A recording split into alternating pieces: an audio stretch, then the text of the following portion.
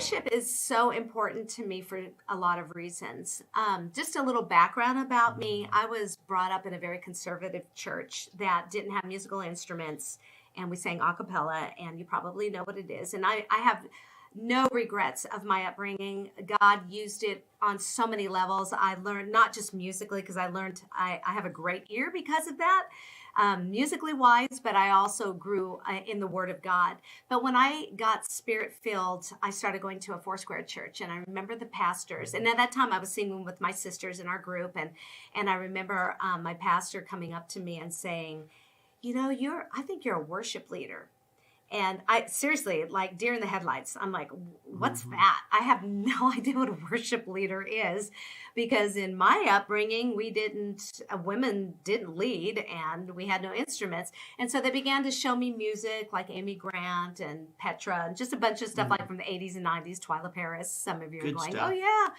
And I was just listening to the stuff going, okay, this is Christian music. And I was still trying to I was fumbling around on my keyboards and just trying to figure out what that meant. And I enjoyed worship when someone else was leading it, but I didn't know how to do it myself. And one day I got a hold of one of Keith Green's, it was a tape back then, and started listening to his music. And just prior to that, I was praying to God to show me what worship means. I just couldn't understand it, to the point where my pastor even said to me, "I really, really wish you understood, how important this role is." Because I thought, worship music, whatever. I want to be an artist, country artist or a pop artist. And she's like, worship is huge. So I prayed about it. And then Keith Green came into my presence. And literally, I remember one day I was in my room listening to this tape. I was listening to one of the songs about how much he loved the Lord. And his voice, for me, was just angelic. And I remember feeling like I was literally transported out of that moment into the heavens. And at that moment is when it was birthed. I knew what worship was. I knew at that moment how important it was to bring people to worship, to lead people to worship.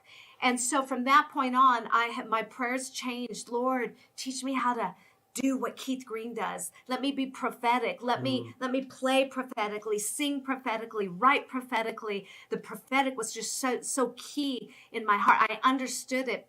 And it's just been a journey ever since.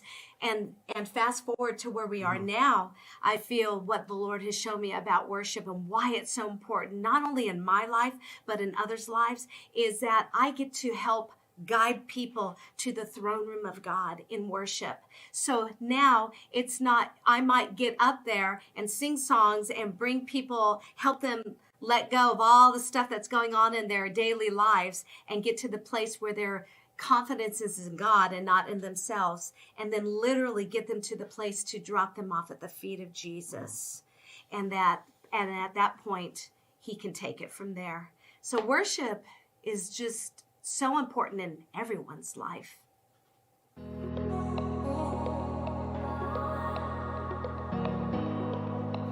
So having children definitely changed the dynamics a little bit of our life and, our path and what we were doing while we were doing ministry. But I think, for myself, I can honestly say, we've talked about this so many times. One of the things I think, a misnomer, I'm just going to put it out there, is that I understand schedules, and I understand my mother had us on a strict schedule growing up. So I understand scheduling, and I understand the importance of that. And I also understand the other extreme of families who are in church and all they do is church, church, church, church. And so the kids feel like they don't have a life outside of church. They can't do soccer or a dance team or that sort of thing. So there's a fine balance there. But, I think for us, it always boiled down to, what did God ask us to do? Because once I have that answer, I just throw it back on him. Then you take care of my kids, Lord. If you want us to be children's pastors, which we were, and we were going to a church that was like a 30-minute drive away at that time on a Wednesday night, and we have young kids in school, and we just brought them along with everything and made them part of our life instead of us stopping what God's called us to do. And we'll just wait till the kids grow up. God works it all together. And we've had, for us as a couple with our kids, I think those were some of the greatest years, was just hauling them along, and it was fun. We had a really good time doing it. Yeah, and I think the key is giving up the control of trying to control everything for the children, to ourselves, and definitely made some challenging moments. But it was great for the children to see we make time out of our schedule for God. For God. I know that you're supposed to take a nap this time. I know you're supposed to do this at this time. But for God, we make time for this. This is His time. And we in Him, we make new schedules. That didn't mean we don't have a schedule at all. I agree with Sonia. I grew up in a household, I had no schedules. And I didn't even have a mother figure. So for me, I had the opposite of that. But I think the two working together helps show that we need to show our children that there's a schedule that children need. And it's really important. Kids work better around barriers and boundaries. When they know the limitations, they know the boundaries, they really thrive better. And it helps them with purpose and with vision. They usually tend to be more outgoing, and they're doers. But at the same time, you need to teach your children the balance of God is over all. And so we make time outside of that schedule for God. This is God's interruption. This is God's intercession. This is God intervening. We would also, and I want to say this too, so the moms will be like, but my child needs a nap. We would schedule our travel time, because it was a 30-minute drive.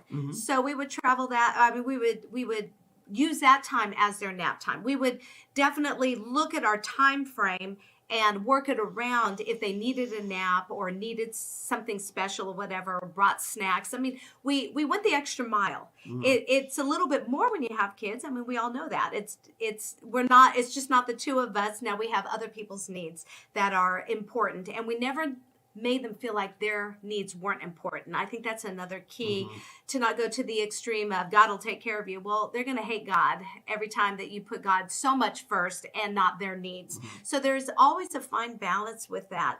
But our kids, I believe we had such a fun time just working out the schedule and making it all work for each other. Something that I'd love to talk to my women about with the children is never, since we're talking about extremes, your kids still need to have a life outside of church. So I think it's really important to balance and to always make them feel like that they are heard and that they are important. Talk it through with them. Let them, if there's some big thing going on at the church that you absolutely have to be present for, and you cannot forego maybe a dance rehearsal or something going on with a soccer game, I don't know, baseball, whatever it is, talk it over with them, chat with them a little bit, and get them to understand, or help them to understand, and you understand where they're coming from, and you, 9 times out of 10, you will come up with a solution together as a team, and there'll be clarity and closure there for the child. So don't not listen to your children over God either. It's not, God's not asking you to just forego your children's needs, but there's a way to blend it all. And God is the God of wisdom. He'll give you wisdom. Yeah. And when you fit the children with the schedule, God will show up in that schedule. So they see they have a pattern. They see they have a consistency. But when you allow God to disrupt that a little bit, it really helps them in their life cope better, because they're going to leave mom and dad one day. And they're going to know, oh, this doesn't fit my schedule. Oh, I don't control everything in my life. Oh, everything's not going to be perfect. Because why? You allowed the opportunity for God to interrupt their schedules at times. And they're going to leave one day, and they'll have better coping skills to see how God will provide for them and bless them and take them off of their perfect schedule, take them off their perfect life, and let them see God move in this. And He will, and He does. But if they're always working under a perfect life or a perfect model, and we never let God in that situation, then it really makes it difficult for those children to adapt. Because the real world is just not like that. And you'll never leave mom and dad and have this perfect scheduled life. It won't work like that. But God will intervene. He'll intervene. He'll make it happen. He'll make it wonderful. He'll make it possible. But you get to see God move in those opportunity times. Mm-hmm.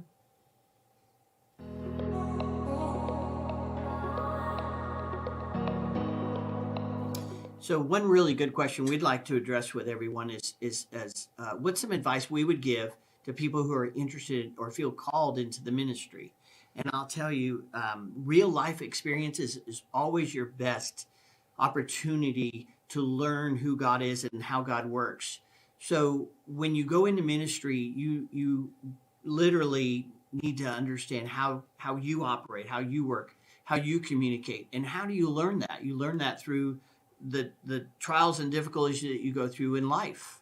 And these things are training you and teaching you. And Jesus said to the disciples, I want to make you fisher of men. Mm-hmm. He's saying, I want to take the example and the life that you have and apply it into what I've called you to be. So then when we realize that ministry is in everything that we do, it's not separate. Oh, I'm a pastor now.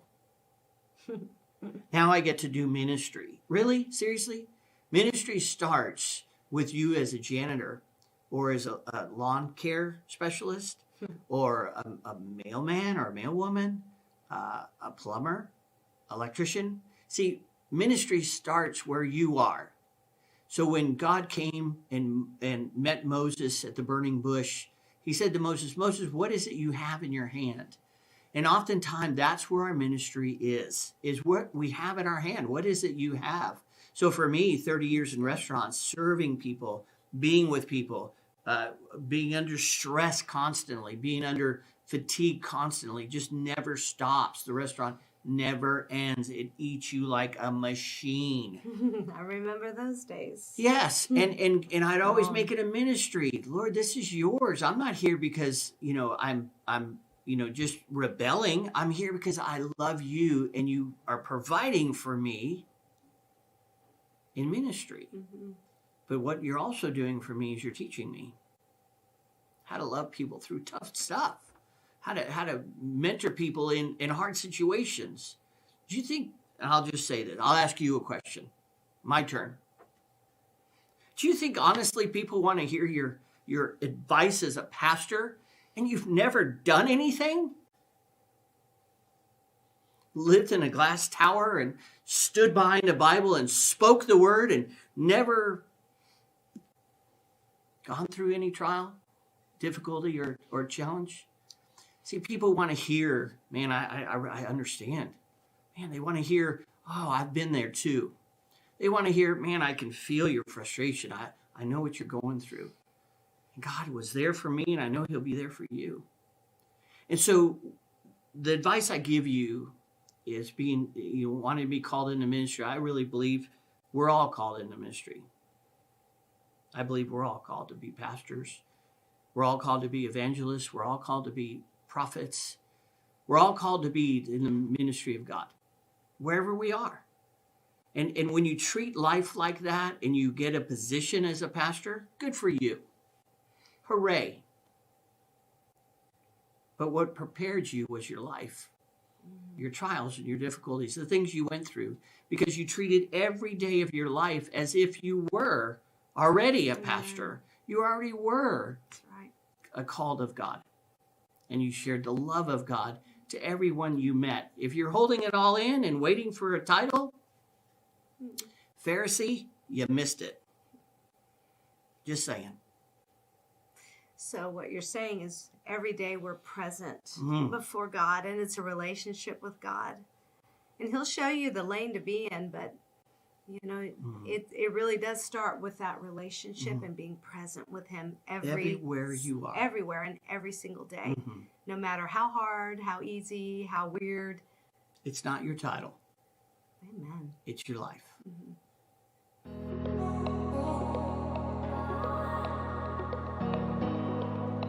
I remember when we were going through a real difficult time in a church situation, and this was probably about, we've had Pavilion Church for about 10 years now, so maybe 11 years ago, Bart and I we're part, unfortunately, of a church split in a church. There was something going on, and we knew at that point that we needed to find another church.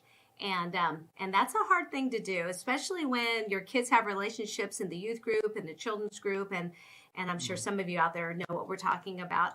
So Bart and I did the unthinkable. I did the thing I said I would never do because I saw other parents do it. We dropped our kids off Sunday morning to that church that we were going to because the youth group and the children's group were great. It was just the main church. Some things were going on there that shouldn't be happening. So we dropped the kids off, and then we got in a car and went to a local church nearby to check it out so we could see, is this where we're going to go? Because we did not want to be without a church. We knew it was important to have a covering and somewhere to tithe our money. We just understood the blessing behind that. So we went to this church and went to the service, came out of the service, got into our car, and we just sat there because it was so disheartening to us, just for our own reason. We knew it wasn't the place that God wanted us. Good church. Great church, but it wasn't for us. We knew it wasn't where God wanted us to be. And I remember just sitting there, just feeling so disheartened, like, oh, God, where do we go? What do we do? And I remember Bart saying to me at that point, he said something. I said, maybe we should just go look at a different church. And Bart said to me, he goes, no. He said, I don't want to go to another church and try to prove ourselves all over again for another year or 2 years and just to get involved. It's just time for us to start a church. And for me, you can take it in a minute, but for me, so how I heard that, it was like the Lord took me out of my body and I saw everything from the beginning of my life to meeting Bart to where we were right there. And I just saw how God had his hand in it to get us to that point. And the Lord said to me very clearly in my spirit, he said, will you build my house? And I saw the words, and the word my was capitalized. And I knew what he was saying. He was saying, will you build my house, not your house, and not your vision and not your ideas or what you think the community needs, or will you build my house? Will you follow hard after me? And in that moment, I remember just internally saying, yeah, I will. And I knew the cost. I knew at that moment that it would cost everything. Catherine Kuhlman uses those words go in my spirit all the time. It'll cost you everything. But all it costs you is your own ideas. When you die to yourself, there's, again, no better place to be than in God's perfect will. And I realized at the moment, that's what we're called to do. Yeah, I will build your house. And you had kind of a similar situation. And for me, I was praying and I was, a little disgusted, like, Lord, why do we keep going to these churches and they keep falling apart and doing dumb things? So where will we find a good church that we can just get locked into and do it? What's so big about that? What's so hard about this? And the Lord said to me, he said, oh, wow, thanks. How about you doing it? And just passed me a pie of humble pie. And I'm like, you're right. I'm complaining about everyone else's job. And I'm not doing anything on my own. I'm not stepping out and saying, Lord, okay, I'll do this. I'll serve you with all my heart. And so I had to really humble myself and like, man, I think the words the Lord said to me is, oh, if it's that easy, why don't you do it? And I really just took it to heart. I was like, wow, yeah. I can complain about everybody else, but what am I doing about that? How am I making a difference? And I knew we were called, and we had gone to Bible college actually 20 years earlier and graduated from Bible college and knew we were preparing ourselves. That time for it ministry. was 10 years. Now 10 it's 20 years. Yeah. 10 years later. So we knew 10 years later that we were ready. We knew we were called to this and we knew we wanted this, and God just made it clear. Yeah. Yeah. If it's so easy, you do it. At that time, when this church fell apart, we were meeting with small groups from that church just to keep the kids together. Yeah. So when we knew that, we went to the small group and we just shared with them what God showed us. And we said, we don't expect anyone to follow us. We're not asking for that, but we're going to step away and we're going to start in our home. And we had a couple, Mark and Cindy Larson, said, we're all in with you. And they've been with us ever since. Yeah. Just, they're such a pivotal couple. We love them. We love you guys so much. They were so key in helping us and just supporting us and believing in us. And they had planted many churches because they're both from missionary families. So so this was nothing new for them, but they believed in what God had called us to do, and they believed that God called them to help us, and we've been so blessed to have them. But I remember Bart and I sitting down going, well, what are we going to call the church? And we came up with a bunch of different names, and then all of a sudden, you out of the blue, you said, how about the Pavilion? And man, I just visualized us being a covering for people. And that's our heart, because our heart is people, and we want to cover people, especially people who go through difficult times like we did in the church. There's a lot of churches that things go on, and we get it. We're not here to condemn. That's not our job. But we do know that there's a lot of church hurt. There's a lot of life hurt. We just want to be a safe place. So we looked up the scripture for Pavilion, and we found Psalms 27:5. I'm going to read this. It says, for in the time of trouble, he shall hide me in his pavilion. In the secret place of his tabernacle, he shall hide me.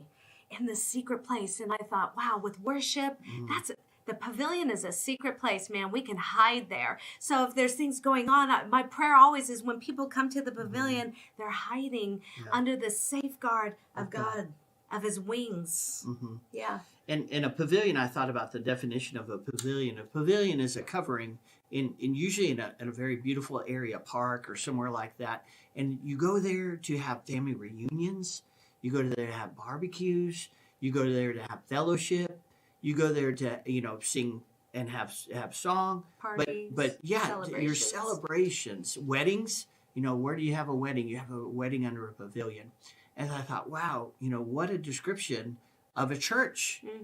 It has no walls, but it does have a covering, and it's a place to celebrate what God has brought together. And I thought, that's a perfect name for what a church should be.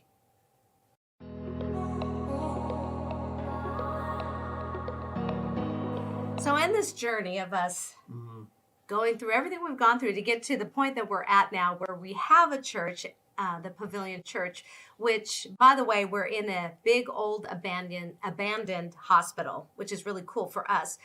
And I say that because we have such a heart for outreach. Bart and I have always done food runs since we were married. We've always delivered food, clothes, whatever we need to do to help people. And I believe that whatever the heart of the pastor is really what you're going to attract in the house. And so we have every person that's ever walked into our church has such a heart to serve. They want to do something.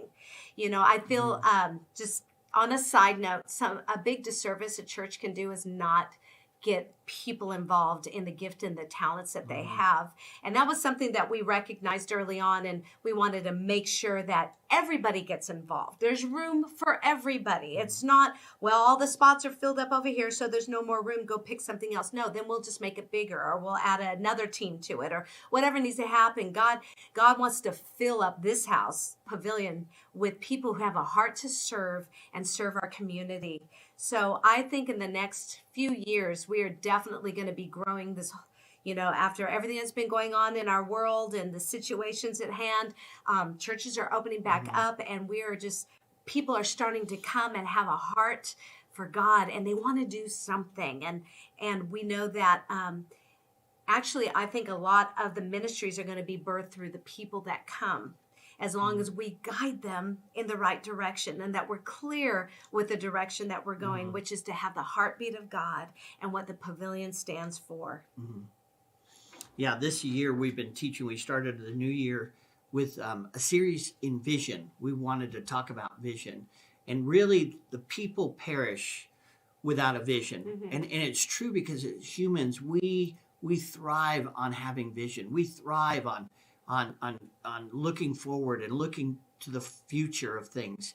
And you can always see a family or a person who has no vision, and they just go through the day running on the treadmill, just over and over, and they just never seem to have a passion for the future or for life, because they've lost the vision. I have a real passion about when people tell me, we did that and we burned out, or we've done that, and I burned out of that, and And I really honestly believe in my 30 years of restaurants and my years in ministry is there is no such thing as burnout.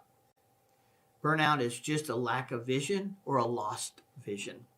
And so when you lose your vision, you lose the drive to push you forward. You lose the joy of the Lord. Yeah, yes. And so we really feel this next year coming up and these next 5 years coming up, God is doing a great awakening in America. Mm-hmm. There's a great reveal. There's a great change and shift in our political parties, in our churches, in our community. What we've been through this last year, no one had ever been through anything like this. But I really believe in the next 5 years, things are changing even in a greater way. Mm-hmm.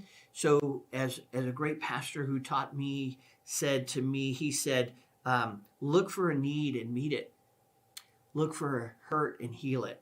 And that's really the vision of the Pavilion, is we are in this hospital, and we could be in any building, it doesn't matter the building, but we could be anywhere, and we really just look for the need of the people. We look for the need of the community, and we are here to meet that need and see that hurt healed.